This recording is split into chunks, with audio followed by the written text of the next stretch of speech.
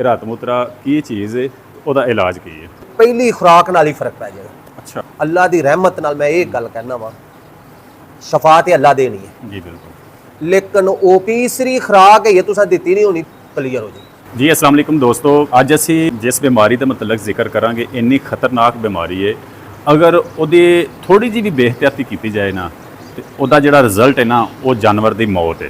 ਬਸ ਇਸ ਤੋਂ ਉੱਤੇ ਹੋਰ ਕੋਈ ਗੱਲ ਨਹੀਂ। ਉਹ ਬਿਮਾਰੀ ਕੀ ਹੈ, ਉਹਨੂੰ ਕਿਹਾ ਜਾਂਦਾ ਰਤ ਮੂਤਰਾ। ਅਸੀਂ ਅੱਜ ਭਾਈ ਬਲਾਲ ਨੂੰ ਪੁੱਛਨੇ ਆ ਕਿ ਇਹ ਬਿਮਾਰੀ ਹੈ ਕੀ ਹੈ, ਇਹਦੇ ਵਜੂਹਾਤ ਕੀ ਨੇ ਤੇ ਅੱਗੋਂ ਇਹਦਾ ਦੇਸੀ ਇਲਾਜ ਕੀ ਹੈ। ਜੀ ਅਸਲਾਮ ਵਾਲੇਕੁਮ ਭਾਈ ਬਲਾਲ। ਵਾਲੇਕੁਮ ਸਲਾਮ। ਭਾਈ ਬਲਾਲ ਸਾਹਿਬ, ਰਤ ਮੂਤਰਾ ਦੇ ਬਾਰੇ ਅੱਜ ਤੁਸੀਂ ਦੱਸ ਦਿਓ ਭਾਈਆਂ ਨੂੰ ਕਿ ਰਤ ਮੂਤਰਾ ਕੀ ਚੀਜ਼ ਹੈ, ਉਹਦਾ ਇਲਾਜ ਕੀ ਹੈ।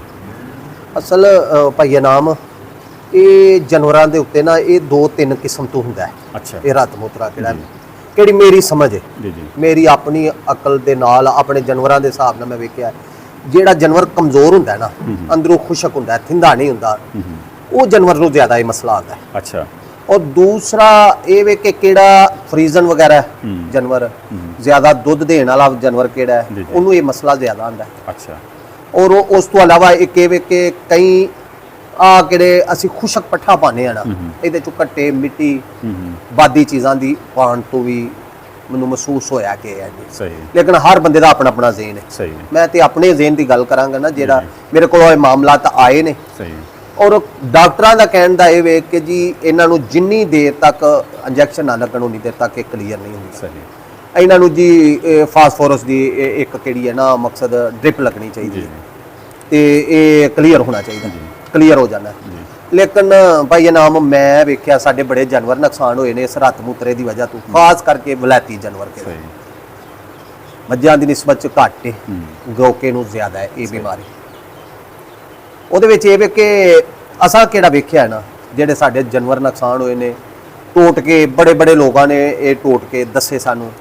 ਮਕਸਦ ਹੈ ਕੋਈ ਕਹਿੰਦਾ ਜੀ ਇਹਨੂੰ ਰੋਹ ਪਿਲਾ ਦਿਓ, ਜ਼ਿਆਦਾ ਤੋਂ ਜ਼ਿਆਦਾ ਰੋਹ ਪਿਲਾ ਦਿਓ ਤੇ ਇਹਦੇ ਨਾਲ ਰਤ ਮੂਤਰਾ ਠੀਕ ਹੋ ਜਾਂਦਾ। 1 ਦਿਨ ਪਿਲਾਓ, 2 ਦਿਨ ਪਿਲਾਓ, ਜਿੰਨੀ ਪਿਲਾ ਸਕਦੇ ਹੋ। ਸਹੀ। ਅਸੀਂ ਇਹ ਵੀ ਕਰਕੇ ਵੇਖਿਆ, 2-4 ਜਾਨਵਰ ਨਹੀਂ ਬਚੇ, ਇੱਕ ਜਾਨਵਰ ਬਚ ਗਿਆ ਇਸ ਨਾਲ ਵੀ, ਟੋਟਕੇ ਨਾਲ।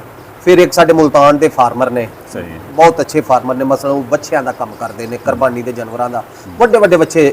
ਮਕਸਦ ਇਹ ਵੇ ਉਸ ਅੱਜ ਤੋਂ 4-5 ਸਾਲ ਦੀ ਗੱਲ ਹੈ, ਉਦੋਂ 10-10 ਲੱਖ ਵਾਲਾ ਜਾਨਵਰ ਕਿਹੜਾ 15-15 ਲੱਖ ਵਾਲਾ ਲੈ ਕੇ ਤਿਆਰ ਕਰਕੇ ਕਰਾਚੀ ਸੇਲ ਕਰਦੇ ਸੀ।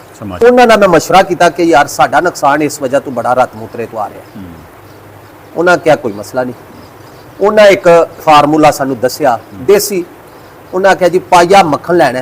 ਅੱਛਾ, ਦੇਸੀ ਮੱਖਣ, ਘਰ ਦਾ ਮੱਖਣ ਨਹੀਂ, ਡੇਅਰੀ ਦਾ ਨਹੀਂ ਲੈਣਾ, ਆਪਣੇ ਘਰ ਦਾ ਫਰੈਸ਼ ਮੱਖਣ ਲੈਣਾ ਪਾਈਆ, ਤੇ ਪਾਈਆ ਨਿੰਬੂ ਲੈ ਲੈਣੇ ਨਾਲ। ਅੱਛਾ, ਕੱਟ ਕੇ ਮੱਖਣ ਦੇ ਵਿੱਚ ਮਿਕਸ ਕਰਕੇ ਤੇ ਉਹਨਾਂ ਨੂੰ ਦੇ ਦੇਣਾ। ਅੱਛਾ, ਤੇ ਜੀ 1 ਦਿਨ ਦਵੋ, ਦੂਸਰੇ ਦਿਨ ਦਵੋ, ਤੀਸਰੇ ਦਿਨ ਕਲੀਅਰ ਹੋ ਜਾਏਗਾ। ਅੱਛਾ ਹੈ, ਅੱਛਾ ਇਹ ਵੀ ਟੋਟਕਾ, ਇਹ ਵੀ ਅਸਾਂ ਜਮਾਇਆ, ਜਾਨਵਰਾਂ ਨੂੰ ਬਿਹਤਰੀ ਆਈ। ਇੱਕ ਐਸਾ ਜਾਨਵਰ ਸੀ ਸਾਡੀ ਇੱਥੇ ਇੱਕ ਗਾਂਵ ਹੈ ਫਰੀਜ਼ਨ, ਇਹਨੂੰ ਕਮ ਸੋ ਕਮ ਰਤ ਮੂਤਰੇ ਵਾਲਾ ਕਿਹੜਾ ਕੰਮ ਹੈ ਨਾ, ਇਹ 15 ਦਿਨ ਬਿਮਾਰੀ ਰਹੀ। ਅੱਛਾ, ਹਾਲਾਂਕਿ ਤੀਸਰੇ ਚੌਥੇ ਦਿਨ ਜਾਨਵਰ ਕਿਹੜਾ ਨਾ ਫਰਕ ਹੋ ਜਾਂਦਾ, ਲਗਾ ਜਾਂਦਾ। ਮੈਂ ਡਾਕਟਰਾਂ ਨੂੰ ਬੁਲਾਇਆ, ਡ੍ਰਿਪਾਂ ਲਵਾਈਆਂ, ਦੇਸੀ ਨੁਕਸੇ ਕੀਤੇ, ਅਜ਼ਮਾਏ। ਦਿਹਾੜੀ 2 ਫਰਕ ਆਂਦਾ ਸੀ, ਫਿਰ ਸ਼ੂ ਦਿਹਾੜੀ 2 ਫਰਕ ਆਣਾ, ਫਿਰ ਉਹ ਪਿਸ਼ਾਬ ਕਿਹੜਾ ਨਾ ਉਹ ਰੈਡ ਚ ਆਉਣ ਲੱਗ ਪੈਣਾ। ਪਹਿਲਾਂ ਥੋੜਾ ਆਣਾ, ਫਿਰ ਆਸਤਾ ਆਸਤਾ ਜ਼ਿਆਦਾ ਆਣਾ, 1 ਦਿਨ ਥੋੜਾ ਆਣਾ, ਅਗਲੇ ਦਿਨ ਜ਼ਿਆਦਾ ਆਣਾ, ਅਗਲੇ ਦਿਨ ਬਿਲਕੁਲ ਹੀ ਲਾਲਗੀ ਚ ਹੋਣਾ।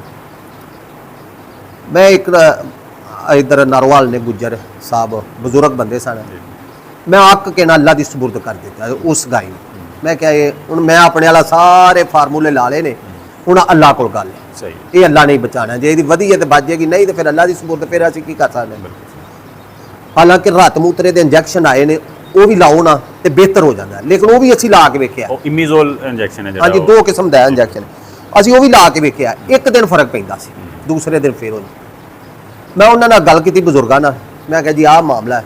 ਉਹਨਾਂ ਕਿਹਾ ਪੁੱਤਰ ਮੁਸ਼ਕਲ ਹੀ ਕੋਈ ਨਹੀਂ ਹੈ, ਕਿੱਥੇ ਮੈਂ ਤੂੰ? ਮੈਂ ਜੀ ਮੈਂ ਡੇਰੇ ਤੇ ਨਹੀਂ, ਆਪਣੇ ਫਾਰਮ ਤੇ ਮੈਂ ਕਿਤੇ ਗਿਆ ਵਾਂ। ਉਹਨਾਂ ਕਿਹਾ ਆਪਣੇ ਕਿਹੜੇ ਮੁਲਾਜ਼ਮ ਨੇ ਨਾ, ਉਹਨਾਂ ਨੂੰ ਤੁਸੀਂ ਇੱਕ ਗੱਲ ਕਹੋ ਕਿ 1.5 ਕਿਲੋ ਜਾ ਕੇ ਤਾਰਾ ਮੀਰਾ ਲਿਆਓ। ਅੱਛਾ, ਸਾਬਤ ਆਪ ਲੈ ਕੇ ਆਣਾ, ਪੀਸਿਆ ਹੋਇਆ ਨਹੀਂ ਲੈਣਾ। ਠੀਕ ਹੈ, ਉਹ 1.5 ਕਿਲੋ ਤਾਰਾ ਮੀਰਾ ਲਿਆਉਣਾ ਤੇ 1.5 ਕਿਲੋ ਹੀ ਸ਼ੱਕਰ ਲੈ ਆਉਣੀ ਹੈ। ਅੱਛਾ, ਠੀਕ ਹੈ ਜੀ। ਠੀਕ ਹੈ। ਅਗਰ ਗਾਂ ਵੇ ਤੇ ਉਹਨੂੰ ਮੱਝ ਦਾ ਦੁੱਧ ਲੈਣਾ 2 ਕਿਲੋ, ਤੇ ਜੇ ਮੱਝ ਹੈ ਤੇ ਉਹਨੂੰ ਗਾਂ ਦਾ ਦੁੱਧ ਲੈਣਾ 2 ਕਿਲੋ। ਅੱਛਾ, ਇਹ ਬਸ ਜ਼ਰੂਰੀ ਹੈ। ਇਹ ਲਾਜ਼ਮੀ ਹੈ, ਇਹ ਚੇਂਜ ਕਰ ਲੈਣਾ। ਠੀਕ ਹੈ। ਠੀਕ ਹੈ ਜੀ। ਅੱਜ 2 ਕਿਲੋ ਤਾਜ਼ਾ ਦੁੱਧ ਲੈਣਾ ਹੈ, ਅਗਰ ਵੱਡਾ ਜਾਨਵਰ ਹੈ, ਮਸਲਾ ਆਮ ਕਿੱਡੀ ਗਾਂ ਜਾਂ ਮੱਝ ਹੁੰਦੀ ਹੈ, ਉਹ ਜਾਨਵਰ ਦੀ ਮੈਂ ਗੱਲ ਕਰਨ ਲੱਗਾ। ਤੇ ਉਸ ਤੋਂ ਬਾਅਦ ਕਿਹੜੇ ਛੋਟੇ ਜਾਨਵਰ ਹੋਣਗੇ ਉਹਦੀ ਮਕਦਾਰ ਉਨੀ ਘਟਾ ਲੈਣ, ਬਿਲਕੁਲ ਜਿਵੇਂ ਦਾ ਜਾਨਵਰ ਹੋਏਗਾ ਵਜ਼ਨ ਦੇ ਹਿਸਾਬ। ਅੱਧਾ ਕਿਲੋ ਫਰੈਸ਼ ਧਾਰਾ ਮੇਰਾ ਗ੍ਰਾਈਂਡ ਕਰਨਾ ਹੈ, ਅੱਛਾ। ਉਹ ਕੋਲ ਰੱਖ ਲੈਣਾ। 2 ਕਿਲੋ ਦੁੱਧ ਲੈਣਾ ਤਾਜ਼ਾ, ਉਹਦੇ ਵਿੱਚ ਪਾ ਦੇਣਾ ਉਹ ਅੱਧਾ ਕਿਲੋ ਸਹੀ। ਧਾਰਾ ਮੇਰਾ, ਉਹਨੂੰ ਹਿਲਾ ਦੇਣਾ, ਨਾਲ ਅੱਧਾ ਕਿਲੋ ਸ਼ੱਕਰ ਪਾ ਲੈਣੀ, ਉਹਨੂੰ ਵੀ ਮਿਕਸ ਕਰ ਲੈਣਾ। ਅਗਰ ਮੌਸਮ ਗਰਮ ਹੈ ਤੇ ਫਿਰ ਕੋਈ ਬਰਫ਼ ਦੀ ਕੌਲੀ ਵਿੱਚ ਪਾ ਲੈਣੀ। ਠੀਕ ਹੈ। ਉਹਨਾਂ ਨੂੰ ਮਿਕਸ ਕਰਕੇ ਨਾ ਉਹ ਤਕਰੀਬਨ 5 ਮਿੰਟ ਤੱਕ ਮਿਕਸ ਕਰਦਿਆਂ ਰਹਿਣਾ, ਉਹਨੇ ਨਾਲ ਇੱਕ ਖੀਰ ਨਮਾ ਬਣ ਜੇਗੀ, ਫੁੱਲ ਜੇਗਾ ਤਾਰਾ ਮੇਰਾ। ਸਹੀ। ਉਹ ਅਸੀਂ ਅੱਲਾ ਦੀ ਸਪੁਰਦ ਕਰਕੇ, ਅੱਲਾ ਨੂੰ ਯਾਦ ਕਰਕੇ ਅਸੀਂ ਉਹ ਜਾਨਵਰ ਨੂੰ ਦੇ ਦੇਣਾ ਸਹੀ। ਨਾਲਾਂ ਦੇ ਨਾਲ। ਅਗਲੇ ਦਿਨ ਫੇਰ ਇੰਜ ਹੀ ਕਰਨਾ ਹੈ। ਠੀਕ ਹੈ। ਅੱਲਾ ਦੇ ਫਜ਼ਲੋ ਕਰਮ ਨਾਲ, ਅੱਲਾ ਦੀ ਰਹਿਮਤ ਨਾਲ ਮੈਂ ਇਹ ਗੱਲ ਕਹਿਣਾ ਵਾ, ਸ਼ਫਾਅਤ ਹੈ ਅੱਲਾ ਦੇਣੀ ਹੈ, ਜੀ ਬਿਲਕੁਲ। ਲੇਕਿਨ ਉਹ ਪਹਿਲੀ ਖੁਰਾਕ ਨਾਲ ਹੀ ਫਰਕ ਪੈ ਜਾਏਗਾ ਅੱਛਾ, ਇਨਸ਼ਾਅੱਲਾ ਤਾਲਾ। ਮਾਸ਼ਾਅੱਲਾ। ਔਰ ਦੂਸਰੀ ਖੁਰਾਕ ਨਾਲ ਹੋਰ ਜ਼ਿਆਦਾ ਫਰਕ ਪੈ ਜਾਏਗਾ। ਸਹੀ ਹੈ। ਤੀਸਰੀ ਖੁਰਾਕ ਇਹ ਤੁਸੀਂ ਦਿੱਤੀ ਨਹੀਂ ਹੋਣੀ ਤੇ ਅੱਲਾ ਦੇ ਫਜ਼ਲੋ ਕਰਮ ਨਾਲ ਕਲੀਅਰ ਹੋ ਜਾਏਗੀ। ਮਾਸ਼ਾਅੱਲਾ। 3 ਦਿਨ ਤੁਸੀਂ ਇਹ ਟੋਟਕਾ ਕਰਨਾ ਹੈ, ਇਹ ਫਾਰਮੂਲਾ ਲੈਣਾ ਹੈ। ਮਸਲਨ ਉਹਦੇ ਵਿੱਚ ਮੈਂ ਦੁਬਾਰਾ ਤੁਹਾਨੂੰ ਐਡ ਕਰ ਦੇਣਾ ਵਾ ਚੀਜ਼ਾਂ, ਜ਼ਿਹਨ 'ਚ ਰੱਖ ਲਓ, ਨੋਟ ਕਰ ਲਓ। 2 ਕਿਲੋ ਦੁੱਧ ਫਰੈਸ਼ ਦੁੱਧ ਲੈਣਾ, ਠੀਕ ਹੈ। ਅੱਧਾ ਕਿਲੋ ਤਾਰਾ ਮੀਰਾ ਫਰੈਸ਼ ਕਿਹੜਾ ਲੈ ਕੇ ਆਪ ਗ੍ਰਾਈਂਡ ਕਰਨਾ ਹੈ, ਸਹੀ। ਆਪਣੇ ਹੱਥਾਂ ਨਾਲ ਗ੍ਰਾਈਂਡ ਕਰਨਾ ਹੈ, ਪੀਸਿਆ ਨਹੀਂ ਲੈਣਾ। ਠੀਕ ਹੈ। ਅੱਧਾ ਕਿਲੋ ਸ਼ੱਕਰ, ਇਹਨਾਂ ਨੂੰ ਦੁੱਧ ਦੇ ਵਿੱਚ ਮਿਕਸ ਕਰ ਲੈਣਾ। ਠੀਕ ਹੈ। ਅਗਰ ਗਰਮੀ ਦਾ ਮੌਸਮ ਹੈ ਤਾਂ ਬਰਫ਼ ਦਾ ਕੌਲਾ ਵਿੱਚ ਪਾ ਲੈਣਾ। ਸਹੀ ਹੈ। ਤੇ ਜੇ ਮੌਸਮ ਠੰਡਾ ਹੈ, ਮੌਸਮ ਦਰਮਿਆਨਾ ਮੌਸਮ ਹੈ, ਫਿਰ ਕੋਈ ਜ਼ਰੂਰਤ ਨਹੀਂ ਬਰਫ਼। ਠੀਕ ਹੈ। ਉਹ ਅਸੀਂ ਉਹਨੂੰ ਨਾਲਾਂ ਦੇ ਜ਼ਰੀਏ 5 ਮਿੰਟ ਬਾਅਦ ਦੇ ਦੇਣਾ। ਸਹੀ ਹੈ। ਤੇ ਇਨਸ਼ਾਅੱਲਾ ਤਾਲਾ ਐਂਡ ਨਾ ਹੋ ਗਈ ਹੋਵੇ, ਜਵਾਬ ਨਾ ਉਹਨੇ ਦੇ ਦਿੱਤਾ ਹੋਵੇ ਗਾਂ ਨੇ ਕਿ ਉਠਣ ਤੋਂ ਵੀ ਰਹਿ ਗਈ ਹੋਵੇ, ਤੇ ਉਹ ਨਹੀਂ ਮੈਂ ਕਹਿ ਸਕਦਾ। ਉਂਝ ਅੱਲਾ ਦੇ ਫਜ਼ਲ ਕਰਮ ਨਾਲ ਰਾਤ ਮੂਤਰਾਈ ਦੇ ਨਾਲ ਕਲੀਅਰ ਹੋ ਜਾਣਾ ਇਨਸ਼ਾਅੱਲਾ। ਔਰ ਇਹਦੇ ਉੱਤੇ ਮੈਂ ਇਹ ਨੁਕਸਾ ਆਪਣੇ ਜਾਨਵਰ ਤੇ ਖੁਦ ਕੀਤਾ ਹੈ, ਸਹੀ ਹੈ। ਬੜਾ ਅੱਛਾ ਹੈ। ਉਹਨਾਂ ਦਾ ਦੱਸਿਆ ਨੁਕਸਾ ਕਿਹੜਾ ਮੈਂ ਆਪਣੇ ਡੇਰੀ ਫਾਰਮ ਭਰਾਵਾਂ ਨੂੰ ਇਹ ਦੱਸਣਾ ਵਾ, ਉਹ ਸਦਕਾ ਜਾਰੀਆ ਉਹਨਾਂ ਵਾਸਤੇ ਵੀ। ਬਿਲਕੁਲ। ਮੈਨੂੰ ਉਹਨਾਂ ਦੱਸਿਆ ਤੇ ਮੈਂ ਵੀ ਜੇ ਮੈਨੂੰ ਫਾਇਦਾ ਹੋਇਆ ਤਾਂ ਹੋਰ ਵੀ ਮੇਰੇ ਭਰਾਵਾਂ ਨੂੰ ਫਾਇਦਾ ਹੋਵੇ, ਬਿਲਕੁਲ ਸਹੀ। ਕਿਉਂਕਿ ਇਹ ਬੜਾ ਨੁਕਸਾਨ ਹੈ। ਬਿਲਕੁਲ ਸਹੀ। ਇਹ ਸਾਰੀਆਂ ਬਿਮਾਰੀਆਂ ਤੋਂ ਵੱਡੀ ਬਿਮਾਰੀ ਹੈ, ਬਿਲਕੁਲ ਸਹੀ। ਕਿਉਂਕਿ ਇਹ 2-4 ਦਿਨ ਦੇ ਵਿੱਚ ਜਾਨਵਰ ਫਰਕ ਹੋ ਜਾਂਦਾ। ਹਾਂਜੀ ਹਾਂਜੀ, 2-4 ਦਿਨ ਦੇ ਵਿੱਚ ਇਹ ਜਾਨਵਰ ਫਰਕ ਹੋ ਜਾਂਦਾ, ਇਹ ਅੰਦਰੋਂ ਅੰਦਰ ਹੀ ਕਮਜ਼ੋਰ ਕਰ ਦਿੰਦਾ। ਬਿਲਕੁਲ ਸਹੀ। ਇਹਦੇ ਵਿੱਚ ਇਹ ਵੇ ਕਿ ਮੈਂ ਸਾਰੇ ਆਪਣੇ ਭਰਾਵਾਂ ਨੂੰ ਇਹ ਮਸ਼ਵਰਾ ਦਵਾਂਗਾ, ਜਦੋਂ ਵੀ ਗਰਮੀ ਆਂਦੀ ਏ 2 ਕਿਲੋ 3 ਕਿਲੋ ਸਰੋਂ ਦਾ ਤੇਲ ਆਪਣੇ ਜਾਨਵਰਾਂ ਨੂੰ ਲਾਜ਼ਮੀ ਦਿਓ, ਹਰ ਸੂਰਤ ਹਰ ਸੂਰਤ ਹਾਲ, ਕਿਉਂਕਿ ਇਹ ਖੁਸ਼ਕੀ ਦੀ ਵਜ੍ਹਾ ਤੋਂ ਤੇ ਗਰਮੀ ਦੀ ਵਜ੍ਹਾ ਤੋਂ ਬੜਾ ਆਂਦਾ। ਹਾਂ। ਇੱਕ ਗਰਮੀ ਕਿਹੜੀ ਹੈ ਨਾ ਉਹਦੇ ਤੋਂ ਬਚਾਓ ਆਪਣੇ ਜਾਨਵਰਾਂ ਨੂੰ। ਆ ਬੇਸਿਕਲੀ ਹੀਟ ਉਹਨੂੰ ਇੰਨੀ ਹੋ ਜਾਂਦੀ ਹੈ ਕਿ ਔਰ ਦੂਸਰੇ ਨੰਬਰ ਅਗਰ ਸਿਆਲ ਹੈ ਤੇ ਦੇਸੀ ਘਿਓ ਮਿਲ ਜੇ ਤੇ ਚੰਗੀ ਚੀਜ਼ ਹੈ, ਨਾ ਮਿਲੇ ਤੇ ਫਿਰ ਮਿੱਠਾ ਤੇਲ ਲੈ ਲਓ। ਤਿਲਾਂ ਦਾ ਤੇਲ ਕਿਹੜਾ ਉਹ ਕਿਹੜਾ ਨਾ 2 ਤੋਂ 2.5 ਕਿਲੋ ਜਾਨਵਰ ਨੂੰ ਦੇ ਦਿਓ, ਤੇ 2-3 ਕਿਲੋ ਸਰੋਂ ਦਾ ਤੇਲ, 2-3 ਕਿਲੋ ਇਹ ਐਡਾ ਕੋਈ ਲੰਮਾ ਚੋਲਾ ਪੇਮੈਂਟ ਨਹੀਂ ਕੋਈ ਬਣਦੀ, ਕੋਈ ਰਕਮ ਨਹੀਂ ਬਣਦੀ। ਸਰੋਂ ਦਾ ਤੇਲ 600 ਰੁਪਏ ਕਿਲੋ ਹੈ, ਅੱਛਾ ਉਹ 3 ਕਿਲੋ 1800 ਰੁਪਏ ਦਾ ਬਣਦਾ ਹੈ, ਅੱਧੀ ਬੋਰੀ ਵੰਡੇ ਦਾ। ਜੀ ਬਿਲਕੁਲ। ਤਿਲਾਂ ਦਾ ਤੇਲ 1000 ਰੁਪਏ ਵੇ 1200 ਹੋਏਗਾ, ਉਹ ਵੀ ਇੱਕ ਬੋਰੀ ਦਾ ਨਹੀਂ ਬਣਦਾ। 3 ਕਿਲੋ ਸਰੋਂ ਦਾ ਤੇਲ, 3 ਕਿਲੋ ਮਿੱਠਾ ਤੇਲ, ਕਿਹੜੇ ਜਾਨਵਰ ਨੂੰ ਤੁਸੀਂ ਦੇ ਦੋਗੇ ਅੱਲਾ ਦੇ ਫਜ਼ਲੋ ਕਰਮ ਨਾਲ ਉਹ ਜਾਨਵਰ ਨੂੰ ਬਾਹਰ ਵੀ ਨਹੀਂ ਹੋਏਗਾ, ਉਹਨੂੰ ਬਿਮਾਰੀ ਉਹਦੇ ਨੇੜੇ ਵੀ ਘੱਟ ਆਏਗੀ, ਡੰਡੀ ਪੱਟੀ ਕਾਇਮ ਹੋਏਗਾ। ਤੇ ਅਸੀਂ ਇਹ ਜਾਨਵਰਾਂ ਦਾ ਕਰਦੇ ਕੱਖ ਨਹੀਂ, ਤੇ ਫਿਰ ਅਸੀਂ ਉਹਨਾਂ ਦਾ ਜਾਨਵਰ ਬਿਮਾਰ ਹੈ। ਦੇਖੋ ਖਲ ਦੀ ਇੱਕ ਬੋਰੀ ਜਾਂ ਵੰਡਾ ਫੀਡ ਅਸੀਂ ਲਿਆਉਂਦੇ ਆ, ਉਹ ਹੁਣ 4000 ਰੁਪਏ ਦੀ, ਤੇ ਇਹ ਫਾਰਮੂਲਾ ਕਿੰਨੇ ਦਾ?